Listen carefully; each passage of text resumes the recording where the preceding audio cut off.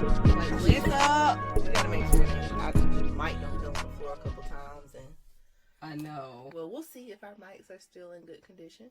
We're back. Yeah, we're back. Do you even know what episode this is? Nope. We don't know because we are recording back to back. We got goals and we had to become serious about Faith, Love, and Shade. We were serious, but what are you just saying? Just not waiting last minute, like preparing. Like, we got order with this right now. We do. Like, things are in order, things are getting done. It ain't no more, oh, we talked about this and then nothing really happened. Hey, what happened with that? Like, no. This is what's going on. This is what we're doing. I worked on that vlog. Yeah. I'm going to show you anyway when we get done so you can see. I'm sure the vlog will be out by the time this episode drops. Oh, that's true. And that's fine. Y'all are getting the backdrop. We just got finished recording, so now we're recording another episode. Let me tell y'all something, though. I just came back from Walmart a couple hours ago before Shabisi got here. And, you know, Walmart is kind of in the news with the shooting. There was a message going around that said, stay out of Walmart, because there would be probably copycat. First off, how you gonna say the Mexicans taking over Texas when Texas was Mexico? But this is what I'm trying to figure out. You went to Walmart? It just shows you the type of people we dealing with. Crazy people. Pathetic. He was targeting a specific class and group of people, which is disgusting. And the things that he was saying, I was like, somebody else believes this is normal. Those are people who are lazy. They don't want to do nothing. Build a wall. Who gonna build it? Because you're not. You remember I told you that Michael said, Michael said, black people ain't gonna do it. It's gonna take forever. They're gonna be like, what you doing? And, you know, just got my son on down here building this wall. And it's still gonna be I think that is disgusting. It's sad. But this is the craziest thing. Regardless, I don't understand why anybody has access to a gun that has 100 rounds at one time. That's true. I'm sorry. I don't care what's going on, and I'm not really big in politics, but nobody should have access to a gun with 100 rounds. And that's my story, and I'm sticking to it. But that's that, because this is depressing. I can't talk about it no more. But what we are here to talk about today is books and what you're reading and how important it is to read. Where you got this idea from, Kira, to talk about some books? Okay, so y'all, I work in corporate America, and we have a quiz every week. And this week, really? Yes. And it's on the homepage of our company. Y'all have a quiz every week. They quiz y'all. No, it's like a poll. Like, a poll. Take a poll, take a quiz. Like, okay. Yeah, it's not mandatory. It's just something to look at. It's interesting. Oh, I get what you're saying. I got it. I visualize it. I get it. Yes. Yeah. Okay. Interaction, honey. So the topic this week was books and what are you reading? And the first question said, what type of books do you read? And they give you different categories. And the last one, which is usually other or, you know, something, it says, I don't read. And the percentage of people that picked I don't read was 67% of the people. In your company. This is in my company. Wow. Not only did it say that, when it asked what genre are you reading the most, it was such as romantic or self-help or fiction, mysterious, murder, love, you know, those type of things. 48% of them, when they read, are reading murder and mystery books. And it started getting scary. That is scary. That relates to probably what we were just talking about. It got scary. And then it says, what are you doing instead of reading? Oh, God. If you don't read. I feel like they know what they're doing behind this. There's something about it. But the options were, you know, like shopping, cooking, or taking a class, or watching TV. They was watching TV, y'all. 70% of y'all that are watching TV. And it was beyond me. I was like, this is scary. So that leads me to say, this is young people in our company that aren't reading, and we're up next, y'all. Like, we need to be reading. It's getting scary. We're moving away from knowledge, and we're moving into, I want to be seen. Consumerism. Yeah, it's crazy. We're consumed with things that involve television, social media, and what everybody else is doing in their life. That's what it is. That's exactly what it is. I realized recently, because I read a lot, that I don't know if I'm getting old or I should be proud of the fact that now I read books that I would have been forced to read in high school and college. I enjoy those type of books now, like The Great Gatsby. That's my favorite movie. I love that book. Books like philosophy books. I loved philosophy in college, but I read those type of books. The Tipping Point, we were just talking about that. I own that book because I had to have it for English 1101, but it's actually a good book. Right. And for me, I'm like, am I getting old or is this just a growth thing? It's a growth thing. Like, I started by reading self-help books. And that kind of helped me open up to what's going on in my own world. I started reading biographies of other people that are successful and just watching their journey and the things that they've been through. And I was like, this is good. Like, I'm finding all the good stuff in these books. Yes, Gandhi's is lit. Stuff that I haven't even been taught or that I haven't experienced yet, you're finding them in books, man. Like, you guys don't understand how much you're missing. Malcolm X said, if you want to hide something from a black person, put it in a book. That's sad. But it's a lot of truth to that. I gave my little brother a book for him to read, and he was having the hardest time getting through it. It was The Alchemist. You know I was going to talk about that. That is my favorite book. Oh my God, y'all, I couldn't put the book down. I love it. It's so good, but I put it in his hands because, like, it was so good to me. It wasn't a lot of information. It was a story, but it was so many gems in it. And I was like, this will be good for him. Let me introduce him to reading. And he was having a hard time getting through it because he's been so consumed with watching TV and watching YouTube and watching people doing other things. And that's all fine. I'm not against any of that, but there has to be a balance because you find growth in history. You find growth in things that have been done before you instead of just relying on people to tell you right now how things should be and how things have gone. Based off of what you just said, who gonna tell it? They don't know it. Who gonna tell it? They don't know anything. I was gonna mention that my number one favorite book of all time is The Alchemist. If you haven't read it, check it out. It's a beautiful story that just hit home. And I remember I was reading that book and I was texting Kiara like, girl, you gotta read this book. Like, this book is lit. You gotta read it. She purchased it, so I'm so glad it did something to her. And she done passed it down, and he can't even read it. He can't even read it. Taj, where's my book? I want it back. But, y'all, get that. That's the number one book that you should get if you just want to get into reading. Well, it might be a hard read. You think so? But it gives you, it's not factual. That's more true. Like, it helps you to listen to this beautiful story and figure out how it relates to your life. Right. What's your favorite book? Man, I have so many good books. But right now, Conversations with God by Neale Donald Walsch is one of my favorites. Like, I even bought the journal for it. Yes. Like, I keep going back to it to remind me, especially when I get in times where I just feel like everything's going on around me. I go right back to that book and find one of the questions he asked God. Good, this is grounding. And then Outwitting the Devil by Napoleon Hill was one of my favorite books. Like, it literally tells you exactly how the devil plays on us in our minds. And that right there, that was so eye-opening to me.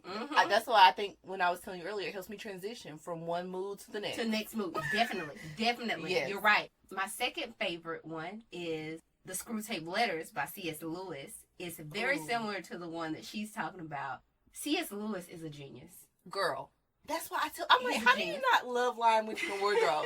I don't care if you are I don't know if they still do it in school, but I read it in school. I just pray they're still giving that in school. Like, that book is so good. And to read it as an adult. Right. Like, you can read it as a teenager or a young kid, but to read it as an adult, it's like... That's how I feel about Gatsby, reading it as an adult.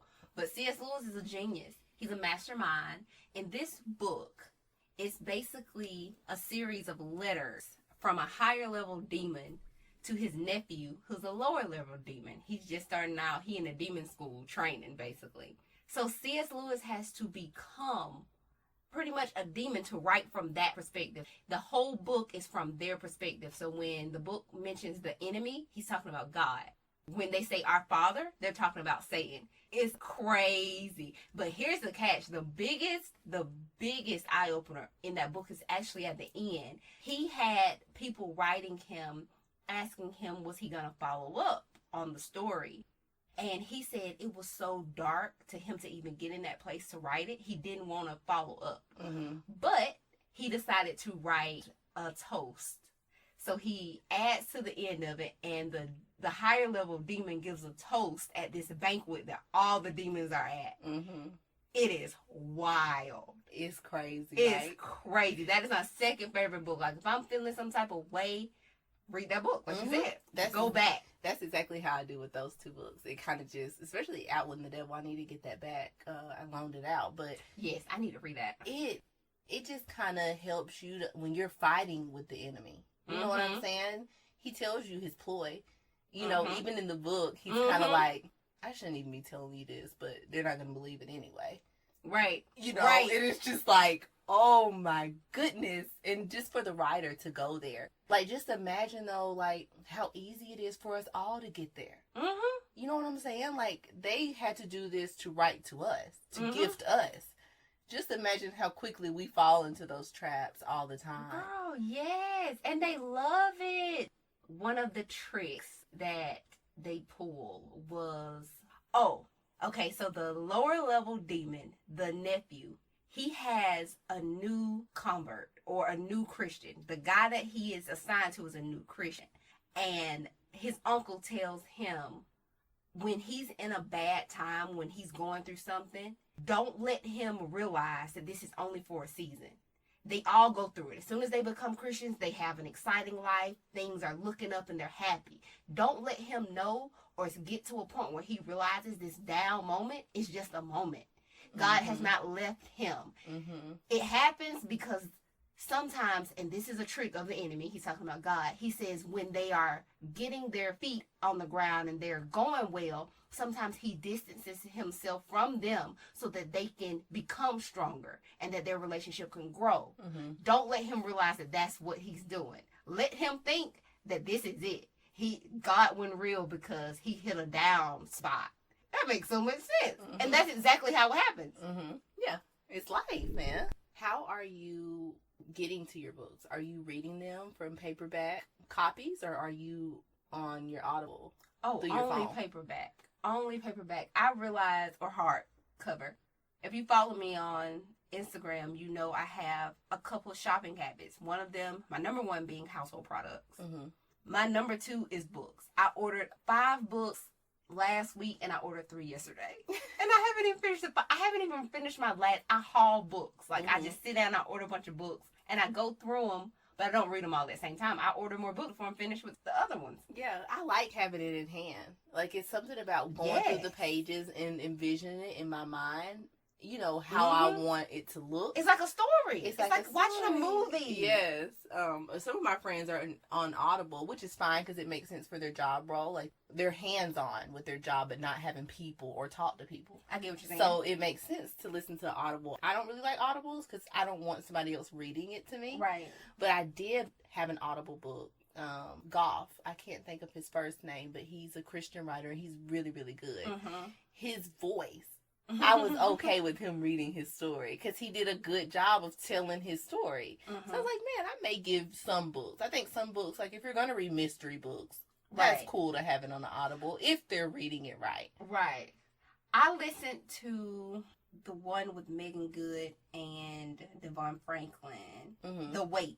Yo, you listened to Audible. Did they do it? Yes, they did it themselves. Oh, how was it? It was good. They did a good job? Okay. See, I think it matters, too, who's narrating it and the type of genre book that you're listening to. Or that you're, that you're listening to, a.k.a. reading, whatever. Right. But it is totally different from reading to me. It is, definitely. I love reading. It's Bob Goff, by the way. He's good if you want to check him out. Okay. He's good. But yeah, man, reading's important. And that's the message. I'm like you said, in our self-help books, you learn so much about just acknowledging who you are as a person. And with us having Faith, Love, and Shade, and all of our other ventures, marketing books have become helpful. You know, I trade, so I have a lot of investing books. And how else was I going to find out all this stuff? Exactly, because sometimes the internet can lead you in the wrong direction. Girl. Like, you need to have an idea of what it is that you're even looking for. You go to searching for something, it clicks you off to something else, and you go down this rabbit hole, and now you're tainted with your information. Exactly. And I think books kind of ground you. Like, you start your own research, your own journey, and then you start picking up things out of each book. And sometimes they even mention some of their authors that they're into. And it kind of leads me to go check them out. And then I start growing and growing, because once you find a lane where you are in your reading, it kind of develops how you want to move forward with your collection. Right. Right now, I just finished The 7 Spiritual Laws of Success. Love it. Love that book. I'm trying to incorporate those laws into my life. Currently, I am reading Men Are Like Waffles and Women Are Like Spaghetti. And I'm only on chapter 3, but it has been challenging for me. Why is that? Because, okay, so you know I do relationship coaching. Right. A lot of my books are study for what I do. I couldn't be a relationship coach if I didn't study relationships. I'm being reminded of some of my flaws that I've had in the past by reading this book. It basically highlights the differences between men and women and how embracing those differences allows you to have a better relationship. I know this now. I haven't always known this. Reading the book confirms what I now know, but it also takes me back to a time where I didn't know it and all the things that I did wrong, and I hate it. Yeah. That's fine, though. I mean, it's important that you are able to maneuver through your feelings while you're reading that. Right. I have to. I'm only on chapter 3, and it's been heavy on me because a lot of the beginning stuff is like communication. The first chapter is about communication and how they communicate in let's get to the point, straightforward, and we are elaborate. And how when they can't catch on with our elaborate speaking, they get frustrated, yada, yada. I've seen this in my life in the past. Now I know, but it takes me back to that time. It's like, why didn't I say this way? Why didn't I do that? And it's so over. It's long gone. But yeah, it's kind of a trigger. So yeah, the book that I'm currently reading is about 4 different ones, but I wanted to tell you about the book that I'm about to get. So this one is by Dr. Bernard. He's actually a minister.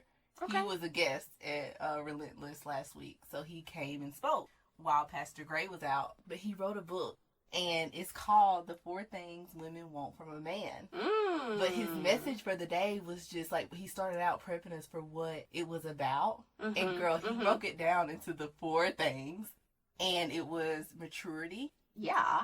Decisiveness. Oh, yeah. Consistency. Yep. And strength. Which you could go deep into all of those clearly, but I was like, oh, that's good, and he kept giving examples, so I'm so excited to get it. Like, that's just the excitement in reading, and that's why we wanted to talk about this, because there's so much out there in books, guys, that you're going to need in order to get through life. Definitely, and it's a great reliever. Like, it chills you out. When I'm reading my physical books, it requires me to be silent. And that's big, because I'm always on the go. Exactly. And you just get to process things. Reading the book, my mind is processing it. I'm thinking. It's really therapeutic. Yeah. So I love it because it's therapeutic, and I'm learning, and I'm growing. Yeah, I'm big on books. I have a book habit. I've decided my kids have to be that way too. We don't have a quiet time where y'all have to read. We're reading. We're definitely reading. I want my kids to read. Why not? iPads, phones. 5-year-olds know how to work phones better than we do now. They do. I mean, it has to be a balance. I'm not against any of that stuff. Right, definitely. But it needs to be a balance. Kids should be reading. Definitely. They have to be reading. Just imagine what they're experiencing every day. Mess. Not my kids. Right, not my kids. We're going to have some little bookworms. Right. They're going to be little bookworms, and I'm okay with that. They're going to be cool bookworms. You know my kids already going to be extra. That's true. Do you have any other books you would like to suggest before we wrap up? There's so many. It would take forever for me to tell y'all all the books, because I've just added to my collection. But if you have any books or genres or areas that you're working on and you want to ask me about it, I'm free. Yeah, Kiara's always telling y'all to reach out to her. Please reach out to her. Not me. Her. Reach out to me. I got you. FaithLoveandShade.com. I will say, if you want to get into books, start with something you're interested in. I read reviews on books. So I'll search a specific genre and then read reviews on certain books in that genre to kind of tell me what it's about and where I want to go. So that's what I'll say do. If you're interested in starting to read more, do that. I would suggest, because I'm a fan of hard copies, get you a hard copy. Me too. Get your hard copy. It's better to have it in hand. That's it for today's show. We hope it's been beneficial like always. Don't forget to rate us. Yes, and you gotta go on there and look at the Chicago blog. So we'll talk to you guys later.